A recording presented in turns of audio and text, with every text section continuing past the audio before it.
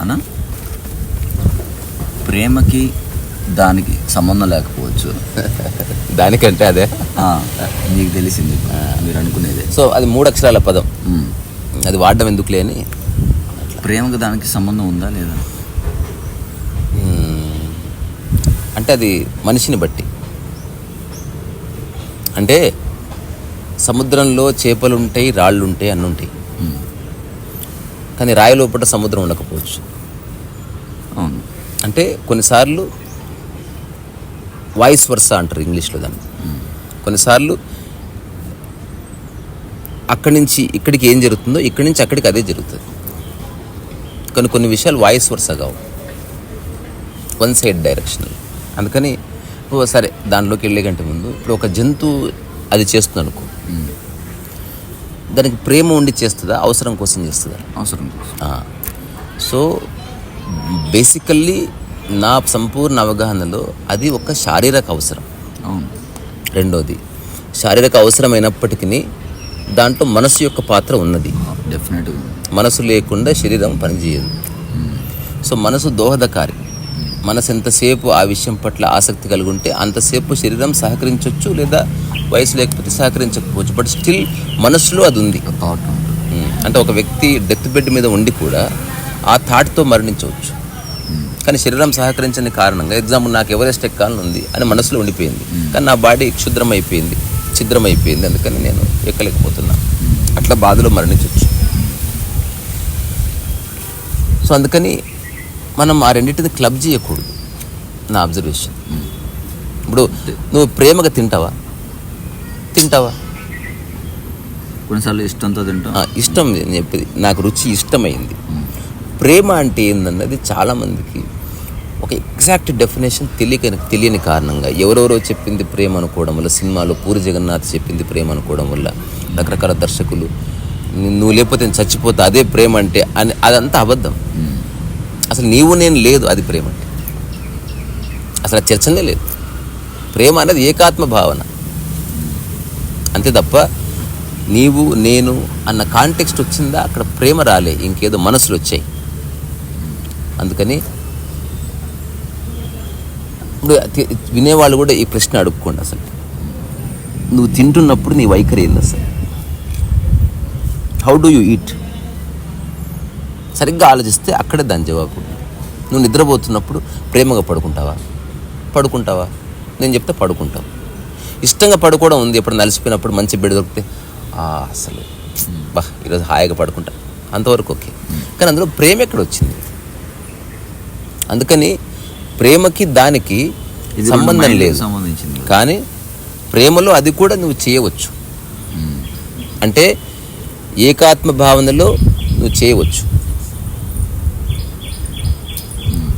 ఇంకా అంటే దానికి లింక్ పెట్టుకున్నాడు ప్రేమించలేకపోవచ్చు.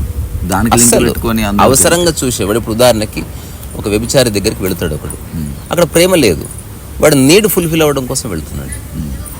కానీ ఆ తర్వాత ఆమె ప్రవర్తన వల్ల ప్రేమ కలగవచ్చు. ఫస్ట్ ఆఫ్ ఆల్ మనం అర్థం చేసుకోవాల్సిన, ప్రేమకి దానికి అసలు సంబంధమే లేదు. నేను కుక్కను ప్రేమిస్తున్నాను, అది లేదు. చెట్టుని ప్రేమిస్తున్నాను, అది లేదు. ప్రకృతిని ప్రేమిస్తున్నా, అది లేదు. మా అమ్మగారిని ప్రేమిస్తున్నా, అది లేదు. మోదీ గారిని ప్రేమిస్తాను, అది లేదు. ప్రేమలో జెండరే లేదు. ప్రేమలో సర్వప్రాణి సమానత్వం ఉన్నది. అన్నిటి పట్ల నీదైన ఒక కరుణ ఉన్నది. మరి మనుషుల దగ్గరకు వచ్చేసరికి ప్రేమ అంటే ఇది అని ఎందుకు డిఫైన్? అసలు అది అనడమే తప్పు. ప్రేమలో అది కూడా ఉంది, కానీ అదే ప్రేమ అయితే కాదు. ప్రేమలో అది కూడా ఉంది. కొంతమంది ఏమంటారంటే ప్రేమకి ఒక ఎక్స్ప్రెషనే, ఎక్స్ట్రీమ్ ఎక్స్ప్రెషనే. మరి నువ్వు సిస్టర్ దగ్గరికి వెళితే అప్పుడే ఎక్స్ప్రెషన్ ఏమిటి? కుక్క దగ్గరికి వెళ్తే నీ ఎక్స్ప్రెషన్ ఏమిటి? ప్రతి చోట ఎక్స్ప్రెషన్ అవసరం ఏమీ లేదు. ఒక ప్రధానమంత్రిని కలవడానికి 100 మంది అతిథులు వచ్చారండి అంటే ఇది అది ఒక ఎక్స్ట్రీమ్లో వాళ్ళకి తెలియజేయాలి, ఒక ఎక్స్ప్రెషనే, అంతవరకు ఓకే. ప్రధానమంత్రిని కలవడానికి వస్తే ఒకరు బొకే తెచ్చారు, ఒకరు శాలువా తెచ్చారు, ఒక చిన్న బొకే తెచ్చారు, ఒకరు పెయింటింగ్ తెచ్చారు. ఎవరి ఎక్స్ప్రెషన్ వాళ్ళది. ఏ ఎక్స్ప్రెషన్ అయినా you are trying to make the other happy, అంతే కదా. ఇప్పుడు శృంగారం అన్నది నీ ఆనందాన్ని వేరే వాడిలో ఎత్తుక్కోవడం బేసికల్లీ. మనకు సార్ శృంగారం అంటే లేదా అది అంటే నీ ఆనందం వేరే వాళ్ళ దాంట్లో ఎత్తుక్కోవడం. అవును. ఇప్పుడు నేను ఆ భోజనం అన్నప్పుడు అది పదార్థము కనుక నాకు కావలసినట్టు కలుపుకుంటున్నాను, నాకు కావలసినట్టు చేస్తున్నాను, నాకు కావలసినట్టు నమ్ములుతున్నాను. అది నన్ను విభేదించట్లే నాతో. కానీ మనిషి వరకు వచ్చేసరికి నాకు కావలసినట్టు భుజం మీద చేయాలన్నా, నాకు కావలసినట్టు కౌగిలించుకోవాలన్నా నాకు ఒక అంగీకారం అవసరమైంది. అందుకే జంతువులది రాక్షస న్యాయం, అంగీకారాలు ఏముండవు, దాడి చేస్తాయి అంతే. అంటే వాటికి మైండ్ లేదు, మనకి మైండ్. దాడి చేస్తే అది నాకు అవసరం ఉంది తీసుకుంటుంది అంతే. అది జంతు ప్రవృత్తి అని దాని అందుకే ఇప్పుడు ఎవరైతే ఆ క్రైమ్ చేస్తున్నారో, అటాక్ చేస్తున్నారో అట్లాంటి వాళ్ళని జైల్లో వేస్తున్నారు. అంటే నీకు కావలసింది అడిగి తీసుకో, ఒప్పించి తీసుకో, కన్విన్స్ చేసి తీసుకో, కానీ దాడి చేయకు. లాకు అనైతికం అది. ఇప్పుడు నాకు ఇది కావాలని ఎట్లా మనం పెన్నే సరే ఒకసారి మీ పెన్ను ఇస్తారని అడిగి తీసుకుంటాం. నువ్వు ఎట్లా ఒక అమ్మాయి మీద అబ్బాయి కానీ, అబ్బాయి మీద అమ్మాయి కానీ మానసికంగా కానీ, మాటలతో కానీ, చేతులతో కానీ దాడి ఎట్లా చేస్తారు? దీనికి సుప్రీంకోర్టు రకరకాల తీర్పులు వచ్చాయి. సుప్రీంకోర్టు చెప్పింది ఒక ఇద్దరి మధ్యన అంగీకారం కుదిరితే వాళ్ళు వైఫ్ అండ్ హస్బెండ్ కాకపోయినా చేసుకోవచ్చు అనేది. అది లా ప్రకారం కరెక్ట్ అయి ఉండొచ్చు, కానీ ఒక భార్యదాన్ని అంగీకరించకపోవచ్చు. రెండోది ఇంకొక హైకోర్టు చెప్పింది ఒకవేళ భార్యాభర్త అయితే వాళ్ళు ఒకరినొకరు ఫోర్స్ చేసుకున్నా తప్పులేదు, ఆ రైట్ వాళ్ళకు ఉంది. భార్యను కాకపోతే ఎవరిని ఫోర్స్ చేస్తాడని ఎవడో జడ్జి తీర్పిచ్చాడంట. ఇప్పుడు అల్టిమేట్గా ఒక్కటే వస్తుంది, సుప్రీంకోర్టు చెప్పిందనో, హైకోర్టు చెప్పిందనో, లేకపోతే ఒక ప్రవచనకారుడు చెప్పాడనో, పూరి జగన్నాథ్ చెప్పాడనో నువ్వు చేసేయడానికి లేదు. ఇది నీకు తెలియాలి నువ్వేందో. సో ప్రేమకి దానికి ఏ సంబంధము లేదన్న సత్యాన్ని ఫస్ట్ గ్రహించాలి. శృంగారము కానీ, ఆకలి కానీ, నిద్ర కానీ మన యొక్క ఎగ్జిస్టెన్షియల్ అవసరాలు. ఇవి రెండు రకాలు.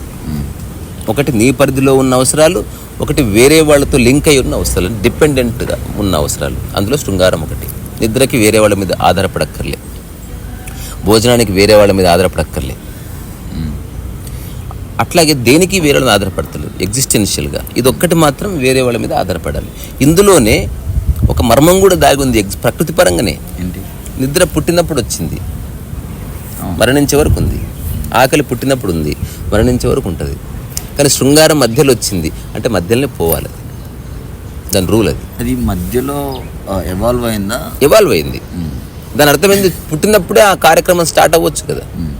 కానీ దానికి తగ్గ శారీరక, మానసిక ఒక గ్రౌండ్ అవసరం, ఒక క్షేత్రం అవసరం.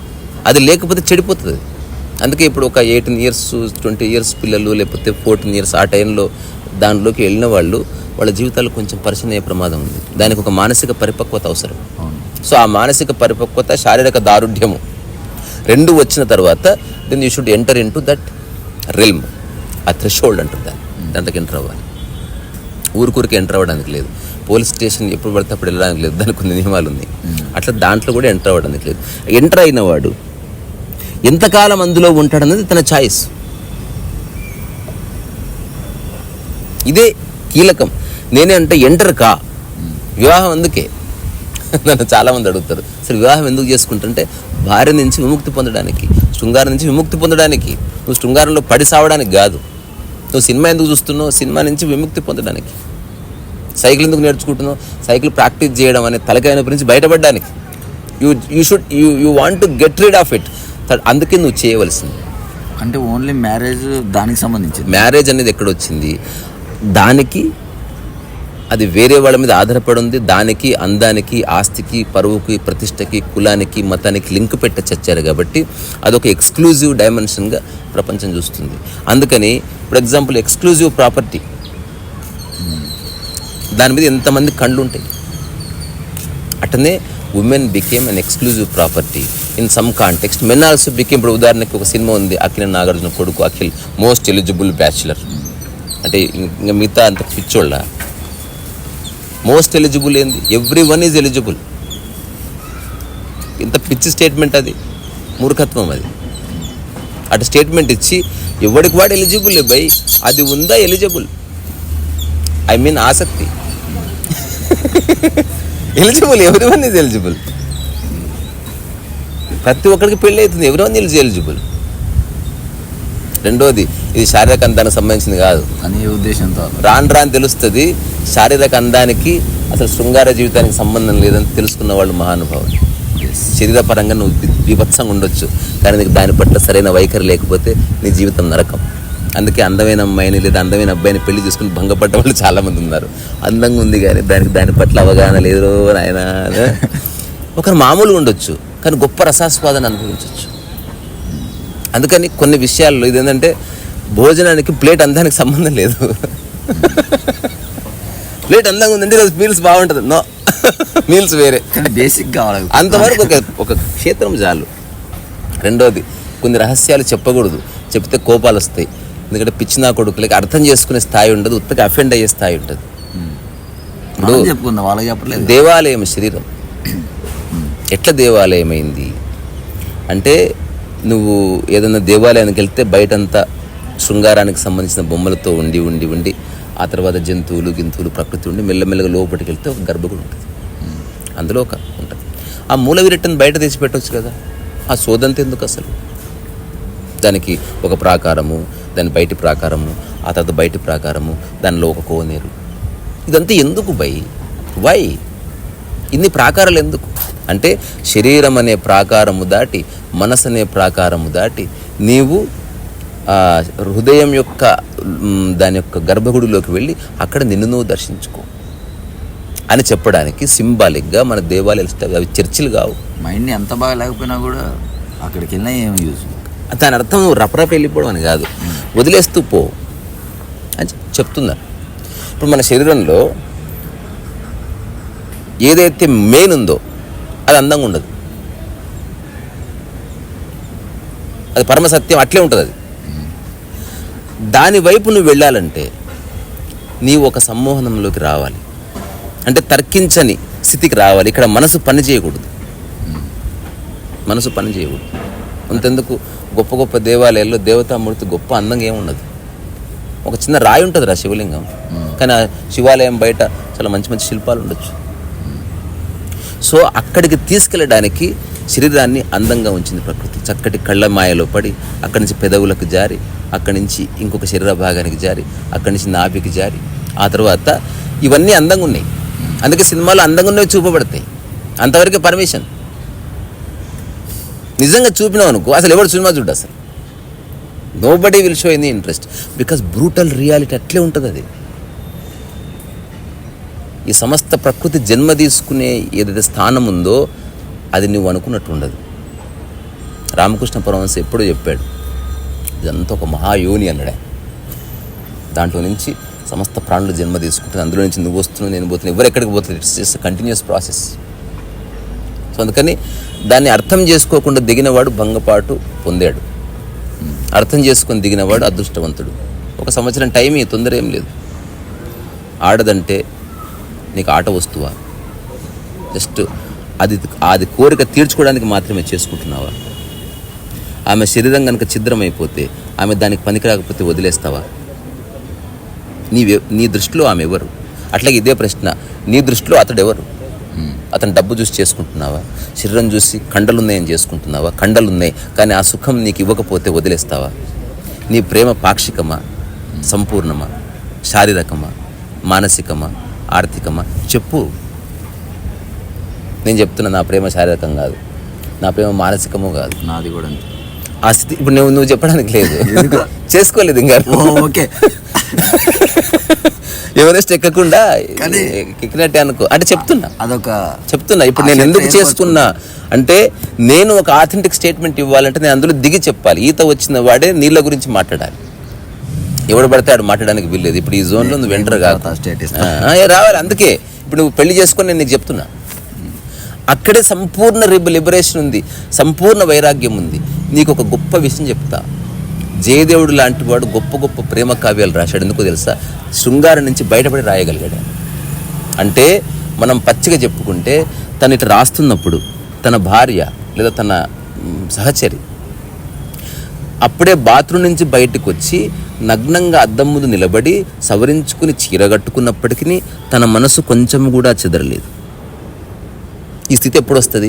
నువ్వు దాంట్లో మునకలేసిన. ఇప్పుడు ఉదాహరణకి నువ్వు నదిలో ఈత కొట్టావు, అక్కడే ఉన్నావు, ఆ తర్వాత నది ఒడ్డున కూర్చొని రావడమే ఉంటుంది. ఈత కొట్టాలనిపించదు, లేదా ఒకసారి ఇట్లా అయిపోయింది. నీకు తహతహ పోతుంది. తహతహ పోవాలంటే నువ్వు అందులో పడి మునగాలి.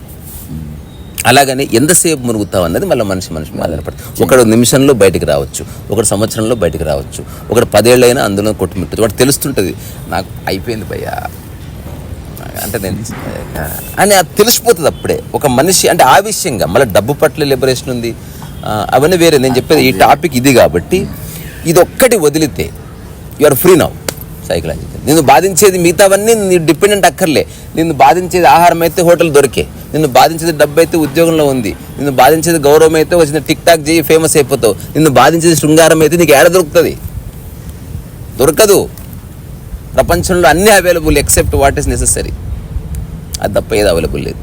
రెండోది, అది అవైలబుల్ ఉన్నా ఆ కాంక్ష తీరవచ్చు కానీ నీ యొక్క మనసు అణగకపోవచ్చు. ఇది అందరికీ వర్తిస్తుంది.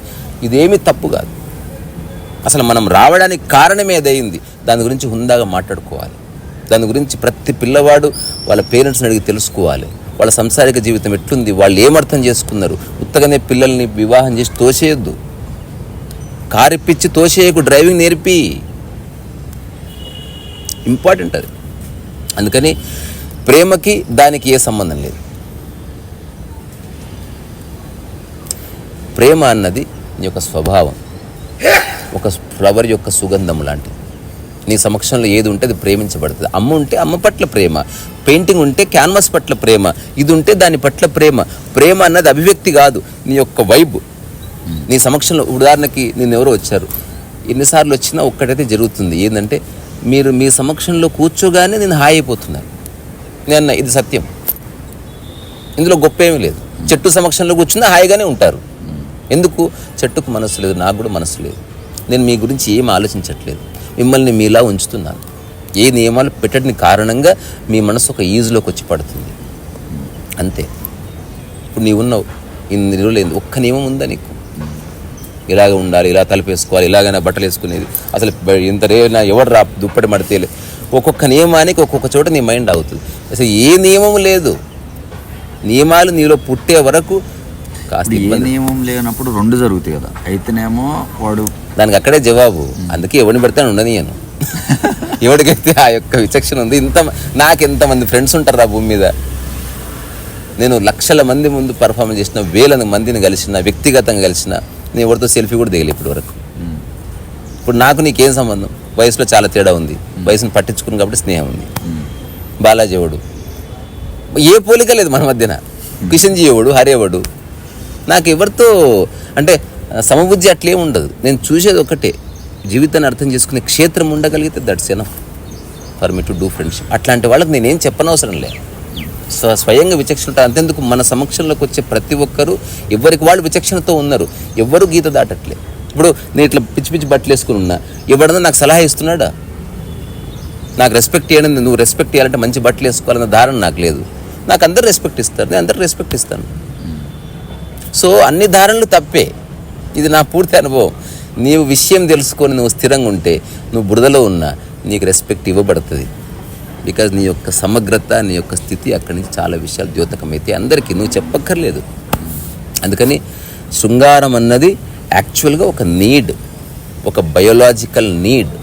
ఎందుకు? మనిషికి ఒక్కడికే సపరేట్ క్రియేటివిటీ మనిషికి ఒక్కడికే ఉంది, సక్సెస్ మనిషికి ఒక్కడికే ఉంది. అది మనిషికి ప్రత్యేకం. శృంగారం అన్నిటికీ ఉంది, అది విశ్వనీయం. అది దానికి కులానికి ఏం సంబంధం, దానికి మతానికి ఏం సంబంధం, దానికి సాంప్రదాయానికి ఏం సంబంధం? మనం ముడిపెట్టి చచ్చాం కాబట్టి అందరూ చస్తున్నారు. దానికి బంగారానికి ఏం సంబంధం రా, దానికి కట్నానికి ఏం సంబంధం? సంబంధం లేదు. అందుకని ఎవరితో చెప్పాడో కామి కాకుండా మోక్షగామిగాడు. కామి ఎందుకయ్యాడు? అందుబాటులో లేదు గనుక. అది స్టేట్మెంట్, అది కూడా చెప్పాలి ముందు. అసలు కామము లేనే లేదు, అది అందుబాటులో ఉంటే. ఈ క్షణము నువ్వు కోరుకునే అది అందించే అమ్మాయిలో ఎవరో ఇక్కడ 100 మంది తిరుగుతున్నారు అనుకో, నువ్వు ఈ క్షణమే యోగంలోకి ఎంటర్ అయిపోతావు. మీకు దండం పెడితే వెళ్ళిపోతారా మీరు? నేను చేసుకోవాలి, ఏమిటిది నాన్సెన్స్ అంటావు. అంటే టైసన్ రా టైసన్. ఏయ్ ఎన్నిసార్లు చెప్పాలి నీకు? బుద్ధి లేదా? ఎప్పుడు అదేనా? అక్కర్లేదు నాకు. నువ్వు ఎక్కడ పోయినా అది ఉందనుకో, ఎక్కడ పోయినా నీకు ఆహారం ఉంది, అందుకే ఆసక్తి లేదు ఎక్కువ. ఎక్కడ పోయినా పాన్ డబ్బు ఉంది, అందుకే అక్కడ తీసుకున్నానులే. ఇది ఎక్కడ పోయినా లేదు, అందుకని నీకు ఆసక్తి వచ్చింది. కామిగాక మోక్షగామిగాడన్నది శుద్ధ అబద్ధం. అది అందుబాటులో ఉంటే నెక్స్ట్ వైరాగ్యమే. నువ్వు ఎంతకాలం చేస్తావురా, నీ వల్ల కాదు. సినిమాలు ఎంతకాలం చూడొచ్చు, ఇది అంతకాలం చేయలేవు. సినిమాలు ఎందుకంటే సైకలాజికల్ గేమ్ అది. నువ్వు జూదం ఎంతకాలం ఆడొచ్చు, ప్యాకెట్ ఎంతకాలం ఆడొచ్చు. ఫిజికల్ రియాలిటీ ఇన్వాల్వ్ అయ్యి, ఎక్కువ ఇన్వాల్వ్ అయ్యేది దాంట్లో మనసు యొక్క పాత్ర చాలా సూక్ష్మంగా ఉన్నది. ఇది అసలు ఇప్పుడు ఒక పదము స్తంభన అంటారు దాన్ని, నిజానికి తప్పది. ఫస్ట్ మనోస్తంభన జరగకుండా ఆ స్తంభన జరగదు. ఇది చేసిన వాళ్ళందరికీ తెలుసు. అందుకే మనసులో ఉంది దాని రహస్యం అంతా. అందుకే మనసు ఎప్పుడైతే అణుగుతుందో అది కూడా అప్పుడు కళ్ళు చల్లబడతాయి. ఒక అమ్మాయిని చూసినా నీకు ఏముండదు. అప్పుడు అందాన్ని అందంగా చెప్పదు, బాగున్నారండి మీరు అని చెప్పడం వేరే, ఇది బాగుంది అనేది చెప్పడం వేరే. తేడా ఉంది రెండింటికి. చెట్టు చాలా బాగుంది, ఇది వేరే. ఇది ఎత్తకపోవాలరా అని అనడం వేరే. అందుకని భాషలో ఒక్కొక్కసారి తప్పులు దొరలొచ్చు. గొప్ప గొప్ప వాళ్ళు కూడా భాషలో చెప్పి అగచాట్ల పాలైన వాళ్ళు ఉన్నారు. అట్లేముండదు. అంటే ఇది వ్యక్తిగతం. అందుకే ఏది నీకు అందుబాటులో ఉండాలి అది లేదు, ఏది నీకు అందుబాటులో ఉండకూడదు అది ఉంది. ఫినాయిలు, నెట్ఫ్లిక్స్, బజ్జీలు ఇవన్నీ అక్కర్లే. కానీ అందుబాటులో ఉండవలసింది అది. నిజంగా అందుబాటులో ఉంటే నీవు దాన్ని అటెంప్ట్ చేయలేవు, నీ వల్ల కాదు. బుద్ధుడు పారిపోవడానికి ఏకైక రీజన్ అదే. పొద్దున్న నిద్రలేస్తానే అందమైన అమ్మాయిలు ఎక్కడో చదివాను, ఇక్కడ నేను చూడలేదు కదా, అందమైన అమ్మాయిలంతా అట్లా ఒళ్ళు విరుచుకొని నగ్నంగా పడుకున్నాను. సరే అట్లా చూస్తే వెళ్ళిపోదాం ఇక్కడి నుంచి. నీకు నిజంగా ఇంట్రెస్ట్ ఉంది, నువ్వు కోరుకున్న డబ్బు అయితే నువ్వు కష్టపడుతున్నావు, అది వస్తలేదు. అట్లా కాకుండా నిన్ను డబ్బున్న ఒక ఊర్లో ఎక్కడ చూసినా నోట్ల కట్టలే ఉంది విసిరేస్తే నువ్వు దాంతో ఏం చేయాలో తెలియక నీ కోపం వస్తే విసిరేయచ్చు, చింపేయచ్చు, లేదా అంటి పెట్టుకుని రాత్రి చలిమంట వేసుకోవచ్చు. ఇప్పుడు ఎవరెవరైతే 300 మంది భార్యలు చేసుకున్నారన్నో వాళ్ళతో కాఫీలు టీలు తెప్పించుకోవడం తప్ప ఆ మహారాజులు ఏం చేయలేదని మీకు చెప్పాలనుకుంటున్నా. జస్ట్ పరిచర్యలు చేయించుకున్నారు అంతే. వాడు ఏనాడు అడగలే. ఈ విషయం మీరు గుర్తుపెట్టుకోండి. ఎవరైతే ఈగోయిస్ట్ ఉన్నాడో వాడు ఎప్పుడు తన కౌంటర్ పార్ట్ని అడగడు, ఆర్ యూ హ్యాపీ? వాడు అడగడు. అడిగితే నో అంటే వీడు చచ్చిపోతాడు. ఏ మొగోడు అడగడు, ఆర్ యూ హ్యాపీ? ఎవరు అడగడు, అందరు దొంగనా కొడుకులు. నేను ప్రత్యక్షంగా చాలా మందిని అడిగి తెలుసుకున్నా. నేను అడిగిపించాను భార్యలతో, తెలుసా మీ భార్యని వెళ్ళి అడగండి సార్, తను మీ జీవితంలో ఒక భాగస్వామి అయినప్పుడు గో అండ్ ఆస్క్ హర్. వద్దన్నారు. ఇప్పుడు నో పెద్ద నువ్వేమంత గొప్పగా అది అసలు నీకు నిద్ర పట్టదు ఇంకా నీకు. నెక్స్ట్ రెండోది నువ్వు అనుకునే, ఇప్పుడు ఉదాహరణకి ఏదైనా చేయొచ్చు, ఇది నువ్వు అనుకుంటే చేయనీకి రాదు. దానికి శారీరక దృఢత్వం ఇట్లేదో కావాలి. చివరికి ఒక్క మాట, దానికి దీనికి సంబంధం లేదు కదా, రియల్గా జరిగింది. ఒక కపుల్ పెళ్లి చేసుకుని 10 సంవత్సరాలు అయింది, ఇద్దరికి పిల్లలు అవ్వట్లేదు. దానివల్ల చాలా అగచాట్లు. ఒక 5 ఏళ్ల క్రితం నా దగ్గరకు వచ్చారు. వచ్చినప్పుడు నేను అన్నాను, విషయం ఏంటి అంటే ఇది, దీంట్లో ఏముంది అసలు పిల్లలు లేకపోతే ఏమవుతుంది? లేదు మాకు ఆసక్తి లేదు, కానీ మా పేరెంట్స్ వాళ్ళంతా పిల్లల కోసమే చేసింది. ఇప్పుడు ఎంతకాలం ఇది మీరు ఫస్ట్ 2-3 ఏళ్ళు మేనేజ్ చేసినాం, డాక్టర్ కాడికి పోతే అంత బాగానే ఉందంటున్నాడు. నేను చెప్పాను, మీరు అన్నీ చేస్తున్నారు, ఒక్కటి చేయట్లేదు తెలుసా అంటే ఏం చేయాలి? నేను చెప్పింది చేయండి. అసలు ఒక 3 నెలలు మీరు ఒకరినొకరు చూసుకోవద్దు. మరి ఎక్కడ ఉండాలి? ఎక్కడ ఉండండి. నువ్వు మీ ఇంట్లో ఉండు, నువ్వు మీ ఇంట్లో ఉండు. దీనికి ఒప్పుకుంటే మిగతా చెప్తా. ఒప్పుకున్నారు. ఈ 3 నెలలు అసలు మీరు ఆహారం తీసుకోవద్దు, ఓన్లీ వెజిటబుల్స్, జ్యూసెస్ తాగాలి. ఖచ్చితంగా ప్రతిరోజు 10 నిమిషాలు వ్యాయామం చేయాలి. మీరు అసలు మీరు పిల్లల గురించి ఆలోచించకండి, అది మీ పని కానే కాదు, అది ప్రకృతి పని. నువ్వే వాడు ఆలోచించడానికి బోడి, నువ్వు ఆలోచిస్తే నన్ను అవుతున్నాయా? ఇది చేయండి. నాకు ఒట్టేశారు. సరే అని 3 నెలలని వెళ్ళిపోయారు. నాకు ఎవ్రీ 2-3 డేస్కి ఒకసారి ఫోన్ చేసేవాళ్ళు. వాళ్ళ డైట్ గిట్ అంతా. నేను 3 మంత్స్లో ఫస్ట్ వాళ్ళు సన్నగా అయిపోయారు.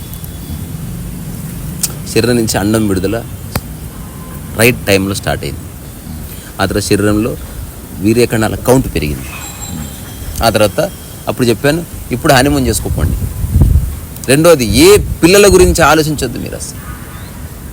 దీనికి ఇప్పుడు తినేటప్పుడు తిను, మంచిగా తింటే అదే శక్తిగా మారుతుంది. అంతే తప్ప శక్తి కోసం నువ్వు అడ్డగోలు ఏదో చేస్తే రాదు. అది దాని రిజల్ట్ ఖచ్చితంగా వస్తుంది. అసలు మీరు పిల్లల గురించి ఆలోచించి రైట్ లేదు మీకు. Within 1 year they had a baby. మన ఇంటికి వచ్చారు. ఇప్పటికీ వాళ్ళ దృష్టిలో చిన్న థ్యాంక్ఫుల్నెస్ ఉంటుంది. అన్న మళ్ళీ తింటున్నారా మళ్ళీ ఇట్లా అయ్యారు, ఇంకా అయిపోయింది, ఇంకా మా ఒక్కరితో చాలనుకుంటున్నారు. ఇంకోటి రెండోది కావాలంటే ఏం చేయాలో తెలుసు కదన్న, మాకు అర్థమైంది. అంటే నువ్వు మూలాన్ని సరి చేస్తే అంత సరి అయిపోతుంది అట్లా. సో సెక్స్ అనేది నీ యొక్క మూలం, నీ కేంద్రం. అది వాడొద్దని కూడా చివరిలో వాడేసిన పదం వచ్చేసింది. అది నీ కేంద్రం రా. అది లేకపోతే భూమే లేదు.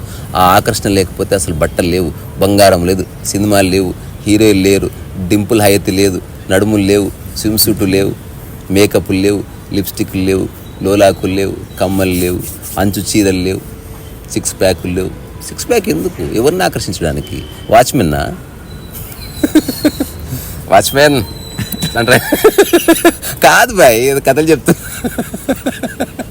సరే మరి, నా దృష్టిలో అయితే ఏ సంబంధం లేదు రెండింటికి, కానీ దాంట్లో అది చేయబడచ్చు. దాంట్లో అది చేయబడచ్చు, రెండింటికి సంబంధం లేదు. ప్రేమ is nothing to do with that. ప్రేమ అన్నది నీ స్వభావం, అది నీ అవసరము. రెండింటికి సంబంధం లేదు. నీ యొక్క స్వభావం ఆకలి కాదు, అది నీ అవసరం. నీ స్వభావం నిద్ర కాదు, నిద్ర యొక్క మూలస్థితి నీ స్వభావం, నిద్ర నీ స్వభావం, నిద్ర నీ అవసరం, నీడ్. అట్లా నీడ్, లిప్స్టిక్ నీడ్, నీ స్వభావం కాదు. సో అవసరాలు గుర్తించు. సరే, ప్రపంచం దాన్ని గొప్ప విలువించిన ప్రపంచం ప్రాబ్లం, అది సత్యం ఇంతే. అట్లీస్ట్ నా సత్యం ఇంతే. ఇప్పుడు ఎవరైనా తిట్టాలనుకో తిట్టుకోండి, మనకు సంబంధం. రీసారసో వైసా పూల పార్క్లోకి ఈ భూమి బాగాలేదు అంటే దీని నిండా మొత్తం రాళ్ళు రప్పలు సిమెంటు డంప్ చేసిన నేల ఇది. దాన్ని సారవంతం చేయడానికి ట్రై చేస్తున్నా. సో ఇప్పుడే ఒక 2 రింగులు కొనుక్కొచ్చాను. ఆ రింగుల లోపల ఎరువు తెచ్చి వేయాలి. సో మన గవర్నమెంట్ వాళ్ళు కొంత ఎరువిస్తున్నారు. దాంతోపాటు కోకోపిట్ బ్యాగ్స్ కొనాలి. అట్లా ఎవరైనా ఒక్కొక్క బ్యాగు 150 రూపాయలు ఉంటుంది. నాకు అట్లీస్ట్ 40 బ్యాగులు కావాలి. నాకు నిన్న రాజు అని పూణే నుంచి 20 బ్యాగులకి కొంత మనీ ఇచ్చాడు. నేను ఒక 10 బ్యాగులు పెట్టుకుంటా. ఒక 10 బ్యాగులు మీరు ఎవరైనా స్పాన్సర్ చేయగలిగితే చేయండి. అది నాకు కాదు, పార్క్కి చెట్లకి, నాకొద్దు. రెండోది, మీరు ఇవ్వకపోయినా ఈ 2 రోజుల లోపల దీన్ని కొంచెం సారవంతం చేయడానికి మేము చిన్న ప్రయత్నం చేస్తాం. అది రీసారసో వైస్.